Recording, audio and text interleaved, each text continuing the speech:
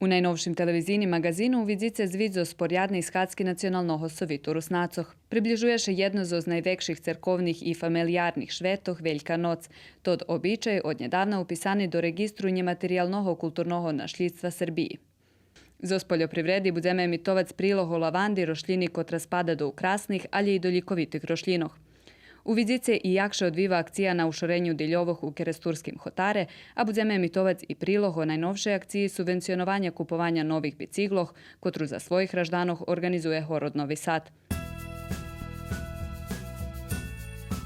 Televizijni magazin na njezelju 14. marca na 20 hodin.